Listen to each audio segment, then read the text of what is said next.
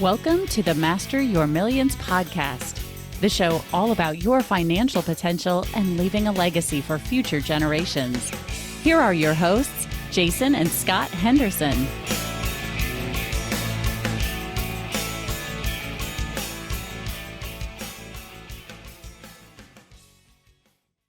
Everyone, I am your host, Scott Henderson, and my co-host is Dr. J. Jason, who do we have coming on? Did you almost say Dr. Dad? I almost did, and I never call you Dad, so that's a new one. I know, that's why I'm so shocked. You've never called me Dad. It's always since you were a very little boy, you've always called me Jason. I mean, it's endearing, but it's also bugs me sometimes. Anyway, thanks. That was a side note, everyone. Sorry. Today we have someone that, there's an industry out there that has made a lot of millionaires and a lot of people have made a lot of money. It has a bad rap in some places, but it's very prevalent throughout the world, especially for entrepreneurs. And when you think of, Grant Cardone, Tony Robbins, Robert Kiyosaki, they have all gone on the record. And I can show you in books where they have said that you want to learn how to sell, you want to start a business, you need to get in a direct sales company for the fact that there's a system to follow, there's training, and you're around like-minded people. Today we have a guest, Bruce Davis. He's a native of Utah, basically grew up his whole life in Utah. His father has been very instrumental in the state, as he was growing up. He has essentially spent his whole career in this industry, more from a corporate side than as a distributor or an affiliate or whatever you want to call it. And so he has a lot of experience. We asked him to come on and talk a little bit about the direct sales industry. Some people call it multi-level marketing. So there's other different things. And so, Bruce is a father of 9 kids. Count them up: 1, 2, 3, 4, 5, 6, 7, 8, 9. The only other family I know besides myself that has 9. Not that I have 9. I came from a family of 9.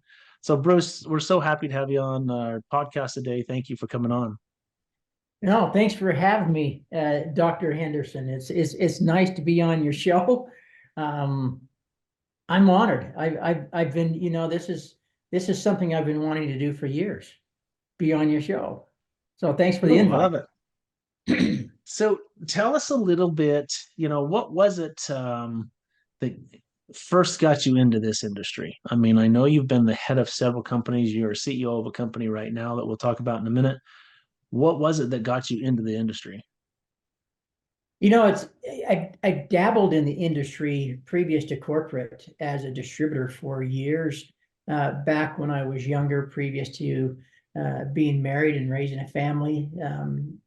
In fact, I remember great experiences with the company called Herbalife. And Herbalife was one of those where we were all at the Rain Tree Apartments. For those of you that live in Utah or from the valley down this way, Rain Tree Apartments was the place to be back in my earlier days. And there is this company in the network marketing or multi-level world named Herbalife, and we all got involved and wore these buttons: lose weight now, ask me how. And we loved the idea of the how to make money. We loved the idea of the nutritional products. And I remember they had this product that came in a jug. It was a liquid jug, 1 gallon. And we all got in and we all got our 1 gallon of liquid, nutritional water, basically, is what it was. Well, back in those days, when you're getting ready for school or you're going to work, whatever it might be, your schedule was, we got up in the morning, we fought over the bathrooms, we got ready, and we headed out. And almost like the 7 dwarfs, heading out and getting a little kiss from Snow White on the way out. Ours was a little bit different. We had one of the 7 jugs, and there were 7 of us in this place. There was 1 extra that wasn't supposed to be there. There was only supposed to be 6 of us, 3 rooms. We would walk out the front door. The first person out the door would open up the jug, take a swig, set it on the counter. Next person out would walk by, take a swig, set it on the counter. The 7th person, when it got to the end, the last person out, grab the jug, take a swig, put the cap back on, and head out the door and lock the door. And well, back in those days, I don't know if we locked the door. That was my first experience in a network marketing multi-level, and we wore our buttons everywhere. Lose weight now, ask me how. It was a wonderful experience. Obviously, I'm not still with Herbalife, so it didn't work for all of us. In fact, none of us are. But we got a taste of the industry, physically and involved, in every way, the business side of things as well. So fast forward a little while, and then I mean, when I first found out about your, at least earliest recollection, I know you were head of a company called, I believe it was Maakao. Mhm. I don't know if you were the president, a founder, whatever. And so then you've had a few companies since then, and some have been successful, some have been not successful. You've run into. Tell us, a little bit about the the struggles from a corporate point of view in this industry. Struggles from corporate point of view, I think one of the biggest struggles that those that get into this industry sometimes have, and I was a co-founder of Maakao and the CEO and president, but you have multiple people in that upper executive level, partners, and sometimes your visions don't align. And some have exit strategies and some do not. I was one that didn't want an exit strategy. I wanted to be all in, and I wanted to be all in for a long time and do exactly on the corporate side that we teach in the field, and that's work hard for 2 to 5 years, and you've built something that will last for a lifetime. And I wanted to work hard for those 2 to 5 or 10 years and build something that would last for a lifetime. There was no exit strategy for me.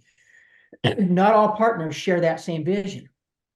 And so when you don't have the same vision and you're headed kind of in two different directions where they don't line up, it's hard to sometimes manage and run something together. And so either it fails or one of you end up leaving. Well, I chose to exit at that point, even though I didn't want to have an exit strategy. It was better for me based on what was going on. And then I, shortly after that, started a company called One Vision. And the reason for the One Vision, the name of that, was the very reason I left, is our visions were going so many different directions. And it wouldn't be nice to create a company where you had one vision, one team, one focus. And that started, and so it ended up being called One Vision with the slogan, one team, one focus, one vision. All of us headed in the same direction, working towards the same goal, serving and helping others. And that one was wildly successful. Oh yeah, we had incredible success, very fast success, growing all organic. We didn't go out searching for what some do or purchasing high dollar builders or leaders. We wanted organic, real stories. We wanted organic, real people. And it was one of the most wonderful experiences I've ever had. You touched there about leaders. When it comes to a network marketing company, you need some people that are all in, real leaders that are going to do it full time. A lot of people get into it and they think, yeah, I'm going to do this part time for a while. And they can be very successful that way. It takes quite a while to get to that success. Yet when you have someone that comes along that fully believes in the plan, the compensation plan, fully believes in the products, and really goes all in, goes pro, if you will, that really is helpful to a company. Is that right? And they're very hard to find. They're hard to find, and they're hard to find without they're out there. There are some incredible leaders in this industry that truly are genuine, sincere, and real. The sad thing is we have the opposite of that as well, where they're all about themselves, how much money they can make, and how they can exit. And many of them are what this industry calls or looks at as bouncers. They'll bounce from one to the next, to the next, to the next, depending on what kind of paycheck they will give them to get involved. I experienced that in the beginning. I had to learn the hard way. So many of our lessons come from experience, right? At least, and those are the ones that stick with you. I gave in to that temptation of buying leaders at one point with my first company that I founded. Not one worked out well for me. not one. And so I had made a goal that I will not do that again. And you have leaders that come in and say, what kind of stipend or upfront fee will you give me to come across? I'm not interested in doing that. Become a part of Live International, which is the company I'm a part of now, because we're real, because we have real products, because we are truly about doing the right thing for the right reasons and serving others and creating programs and opportunities that truly can work. I mean, think about it for a second. There are so many people out there, especially in this economy, that are looking for a little bit extra, right? And if you were to go to the Kiyosaki's or to the Grant Cardones or to the Dan Clarks, the people that have made a lot of money and endorsed these type of industries and programs before, what's the number one thing they'll say to you? When successful entrepreneurs are asked what the number one key to wealth was, they said, own your own business. And the network marketing industry, or what some like to refer to as a multi-level company, and just to clarify what multi-level means, it means any company that pays multiple levels, right? So if it pays down multiple levels, it's considered a multi-level program because you're not making. Let's speak. Yeah, I want to really put a fine point there. Some people say, "Oh, this is this or this is that." Farm Bureau, State Farm, Allstate. Like you said, your dad was an Allstate agent. There's multi-level there. There's the general agents and the sub agents or the regionals or the districts. They pay multiple levels, right? Yeah. And so that's one misconception. People think it's pyramid scheme or something like that. Let's address that. There's so many multi levels in most industries. There truly is. Yeah. One of the most famous billionaires that we know today, and I'm not going to bring up a name because of the controversy, right? But he's a billionaire. He's all over the news, and he's running for a high top position in our country today. Second round, right? That's not hard to guess who I'm talking about. Regardless of whether you like him or don't like him or like some of his methods of doing business. It was interesting one night as I listened to a talk show, and the talk show host asked him, if you lost everything, all your billions of dollars, and had nothing left, what would you do? His response was this: I would go out, I'd find a network marketing company with incredible products and opportunity, and I'd go to work. The crowd started to boo him. I mean, literally started to boo. And very calmly, he looked back at him and pointed. He says, that's why you're out there and I'm up here. Interesting that when you ask people and successful entrepreneurs, again, that question, what was the key to success? It's own your own business. But then you've got to look at that and go, well, they didn't say multi-level or network marketing, did they? No, they said own your own business. In today's world, let's throw that question back a little. How do I own my own business? The question is how. So many people don't have the capital or the money's needed to buy and operate their own business, right? You own some side businesses, right, Jason? It's hugely capital intensive to get into business. I mean, some people say, okay, I'm going to start this on the side. And there are things that you can do if it's a real business that's has the potential to grow quite big. Most of the time there is a lot of investment up front, and so that is a barrier to most people getting into that business. And that's why direct sales, I think, is so it's easy for people to get into. For $400 or $500 you can start a business and plug into a system, right? I guess an analogy would be, let's say I'm going to get a McDonald's or a Chick-fil-A franchise. You need hundreds of thousands of dollars. You got to get a location, you got to get a building, you got to you can go on and on and on, right? Because you're buying a system to help you be successful. In direct sales, there's a system, and the capital outlay or investment is nowhere near that. Yeah, you know, if we want to be real, and if I'm who I say I am, let's compare apples to apples when it comes to that. Going out and trying to buy a traditional brick and mortar company. It's not just the money, but like anything else, it's the hours. It's you don't go out and start a brick and mortar company and go to work at 9 a.m. in the morning and leave at 5, right? When you start a new business, you're working hard for how many years in the beginning, right? I mean, it's hard work, and you're putting in loads of money, and you're putting in loads of time, and the sacrifice to make that work is astronomical, really, when you think about it. And we've all been there and tried that. And some are, it does a brick and mortar and all the money, the wheelbarrows, loads of money, and all the hours that will go into it, and even 5 to maybe even 10 years of blood, sweat, tears, and sacrifice guarantee success. Absolutely not. And it's interesting that when this industry, when we look at the network marketing industry that I'm involved in, you mentioned in the beginning, sometimes there's some stigma, there's some feeling about the network marketing industry that it just doesn't work. But if we looked at percentages of people that start brick and mortar and the money that they put into, the time that they put into, and what they so often lose, what are those percentages of those that actually succeed, right?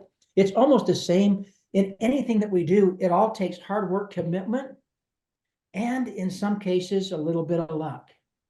But when you've got training and support, and you've got a group of people all working together, being trained the same way, pushing the same incredible products, having a structure of exactly knowing how to, a business plan of how to make it work, I think your success potential, if you're willing to do the same that you'd be willing to do with a brick and mortar, goes up, goes actually up. And so I love to be real with people and say, okay, let's talk about the pros of network marketing and starting a business. Very low initial investment. You got very low startup costs compared to traditional business, right? You got training and support. We teach everybody exactly the same thing. And we don't, there is no favoritism or anything else. Everybody gets the same training, the same support, the same products, and the same opportunity plan. You get a flexible schedule that many times don't come with the traditional businesses, where it offers flexibility in terms of when or how much you work. And then you've got potential of extremely high earnings. Now, with that said, the extremely high earnings, not everybody hits that, but not everybody hits it in the traditional world either. But we seem to pound into people the failures in the network marketing world. We don't pound in the failures in traditional business. And there's a lot of them out there. And so for that reason, I like to also, and I'm going to bring up just a list here on my computer. It won't show on the screen, but let's talk about failure rates. Let's talk about the other end of things. We talk about all the glamorous things. And if you get in and do this and this and this, you can make a residual income for the rest of your life. That's kind of the story in the network marketing world. But let's also talk about low success rate. A significant number of people do not succeed in network marketing. But that's due to various reasons, right? Including lack of commitment or effective strategy and training. Those things are important in the traditional world too, right? If you don't have that commitment, that training, that education, you're going to fail there as well. And so if we're talking about, two businesses, what would you do today in this economy to make an extra couple thousand to even bigger numbers every single month? And then you weigh out the pros and cons. And you've got the same in both reputation and perception. Negative perception in the network marketing world. Absolutely, that's something that you need to overcome. It sometimes is associated, you mentioned it too earlier, the pyramid schemes. So it's so important that you look for the right company. There are bad network marketing companies out there. There are bad businesses out there. Pressures and persistence. In the network marketing, it's perceived that the pressure and the persistence is so much higher than anywhere else. Constantly needing to recruit new members, sell new products. Persistence that's required is often you're persistent, and you face a lot of rejection. Well, Jason? I know Robert Kiyosaki says, when I read it in one of his The Rich Dad Poor Dad series, that he said find a direct sales company that's been in business for at least 5 years, right? That it has a track record itself. That there's been failures and stuff. However, there have been successes. There have been people that are making residual income that have gone out there, put the work in, and the system works. I think that's why he's saying that. And twofold on that. I mean, you think about it, a startup company, you have to now travel through all the ups and downs, what works, what isn't working. You're going through all the growing pains of a brand new startup company, where you're 5 years, you're getting beyond that. You've made it beyond that. You're getting some things figured out. It's starting to calm down. The ups and the downs are starting to level out a little bit. You've got products with testimonials now that are real and consistent. And over time, you've got people that work the program. They're saying this really works. Once I committed, and whether it's part-time, full-time, part-time, or sometime, whatever you commit to it. Stick with it like you would anything else, and you will find and get success if you've chosen the right company with the real products. And that's important, because there are good and there are bad in both categories, traditional and in what we would call the network non-traditional business. And yet they operate so similar to each other. I mentioned a minute ago, I used the term GoPro. And I did that on tension for the fact that there is a book out there called GoPro, written by Eric Worre, who's had phenomenal success in this industry, and he's turned to be a trainer. In fact, a while ago, I had the privilege to be interviewed by Jack Canfield. He's the author of the Chicken Soup for the Soul series. He sold over 700 million books. Has like the most New York Times best-selling books in a row and the longest streak. Anyway, during our in between some of the filming, we were just small chat back and forth, and he told me that he was going over to Eric Worre's place to talk. He was going to give us a small presentation. He had a retreat going on, and I said, "Oh well, direct sales." He goes, "Oh yeah, direct sales is awesome." He says, I recommend everybody get into direct sales. That's Jack Canfield. Okay. And he went over to this event, and I found out that in order to be at that event, you needed to be making a minimum of $900,000 a year in direct sales. And there were a lot of people at this event, from what I gathered, right? There's people that are very, very successful. But I want to talk a little bit about some of what Eric Worre says. And in his book, could you maybe summarize one, two, or three maybe points that he says are real keys to people being successful? I mean, we've talked about commitment. We've talked about finding the right company. We've talked about having good product. And full disclosure, everybody, all our listeners, I use these products that Bruce's company does, and I've used them for well over a decade. There's one particular that's called Green 2.0 that I believe has helped me with my back trouble. I've had real serious back trouble for a long time, and I really think it's helped me. In fact, I've done the experiment for the fact that I'm a scientist, and I've gone on it and been really diligent with it. And then I'll go off for a few months, and then I'll come back and go off and come back just to see if it truly is that versus something else. And it really is what's called Green 2.0. Anyway, so we've talked about those. Sorry, that was a sidebar there. What are some things that Eric Worre would say? I mean, and we're appealing to an expert, and maybe hopefully Eric Worre would even find out about this and come on the podcast and tell us himself. But what would you say are some of the key things that he says in his book GoPro would help people to be successful in this industry?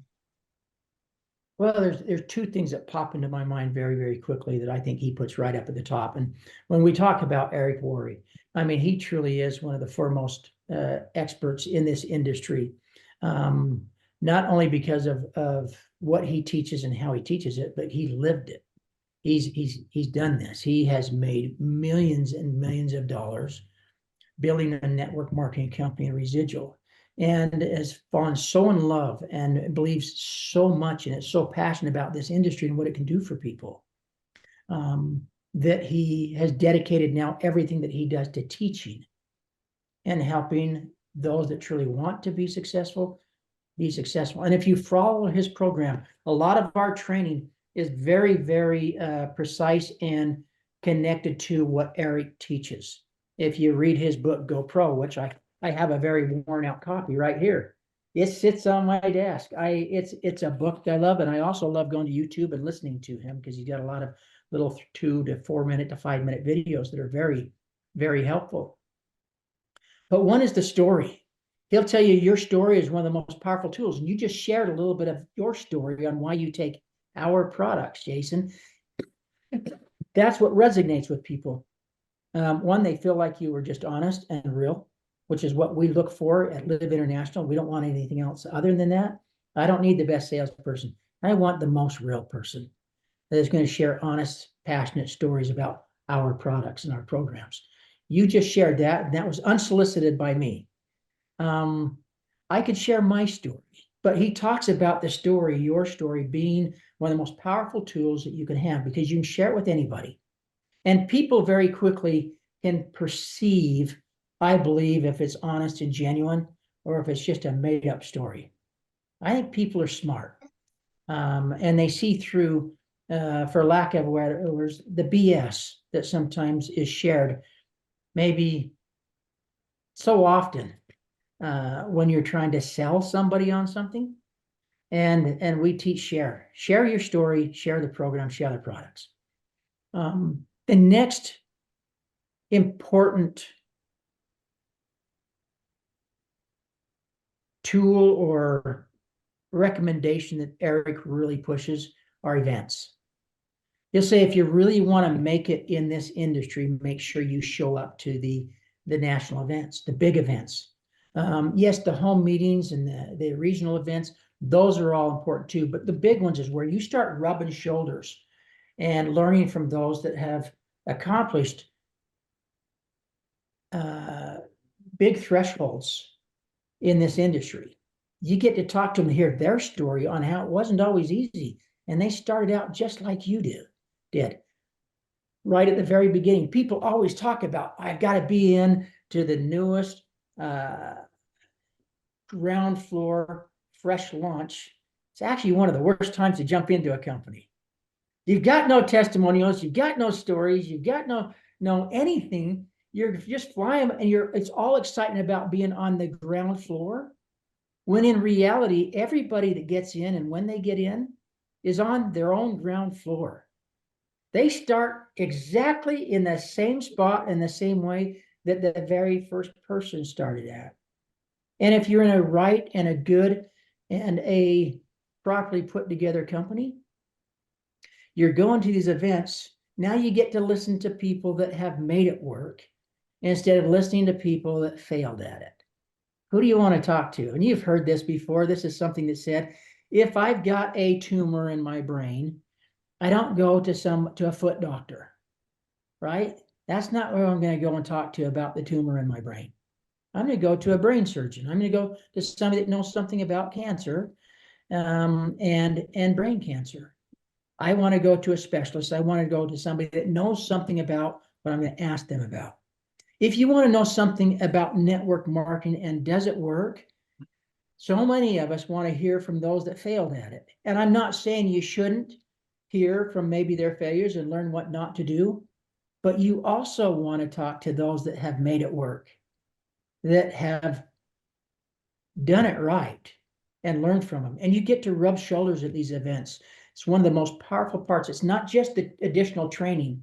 It's the feel, it's the culture, and it's being able to rub shoulders with people just like you that started in the same spot that you're starting at, that have been through everything you've been through, and they can say, stick with it. It's worth it. It can. I know that Grant Cardone, I'm attempting, he has a little booklet that he wrote in a one sitting. And in that booklet, he says that, you want to become a millionaire, you get into direct sales. And he said, for no other reason than the opportunity to be around other like-minded people. It was very interesting how it was put. It wasn't that, okay, you're going to make your millions there.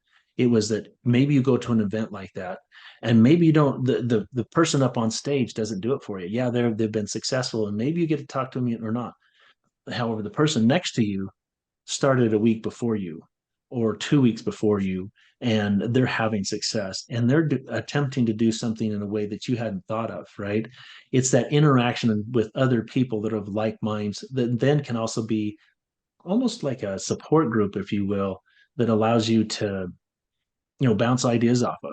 I think that's why Cardone was pushing it as well. So yeah, events are huge. And the other one, is there anything else you would say that maybe sum up what Eric says? I mean, keys to success. Just really don't be afraid to share your program. You're Be going genuine. Be genuine. Yeah. Like say what you say. Say what I say. Yeah. I don't know whether this, and I can speak scientifically about these products because I'm a science geek. However, what I take and it was this, there's no way around it. I can tell you scientifically why it should be the way it is. However, the fact remains is I have less back pain when I drink it regularly, and when I don't, I have more back pain. Period. Period. I prefer to be without back pain.